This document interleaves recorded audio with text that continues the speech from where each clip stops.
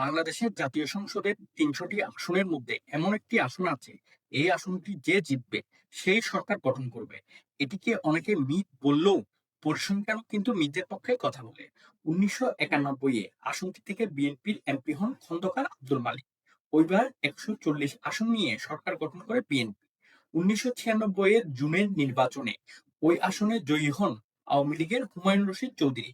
ওইবার ১৪৬ আসন পেয়ে আওয়ামী লীগ সরকার গঠন করে। ২০০১-এ আসনটিতে জয়ী হন সাইফুর রহমান। ওইবার ১৯৩ আসন পেয়ে সরকার গঠন করে বিএনপি।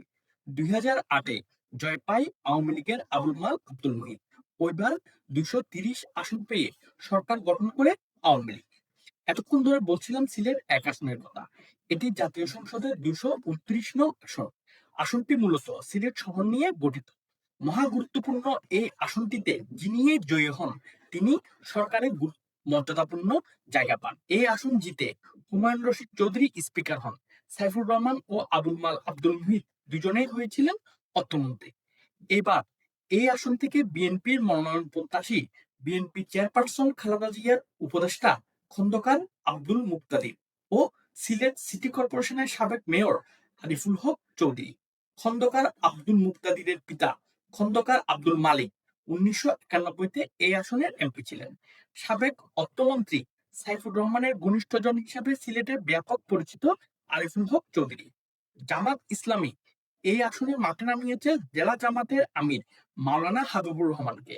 এই আসনে খেলাফত মজলিস মনোনীত প্রার্থী হচ্ছেন মাওলানা তাজুল ইসলাম। এনসিপির হয়ে মাঠে আছেন দলটির সিলেট বিভাগের দায়িত্বপ্রাপ্ত সাংগঠনিক সম্পাদক হেতাসম হক। মাঝে অবশ্য তারেক রহমানের ওয়াইফ ডাক্তার জুবাইদা রহমানকে সিলেট একের প্রার্থী হিসেবে দেখতে চাই লেখা পোস্টার দেখা গিয়েছিল পুরো সিলেট শহর জুড়ে। ডাক্তার জুবাইদার বাড়ি সিলেটের দক্ষিণ সুরমায়। চলতি মাসের ১৯শে অক্টোবর সিলেট বিভাগের ১৯ আসনে বিএনপির মনোনয়ন প্রত্যাশী ১২৯ জনকে ঢাকায় ডাকা হয়েছিল। গুঞ্জন আছে আরিফুল হককে সিলেট ৪ আসনে প্রার্থী হতে বলা হলেও তিনি সিলেট ১ আসন থেকে নির্বাচন করতে আগ্রহী। প্রিয় দর্শক, আপনার কি মনে হয় সিলেট ১ আসন থেকে কে পাবে বিএনপির মনোনয়ন? আপনার মূল্যবান মতামত কমেন্টে জানান।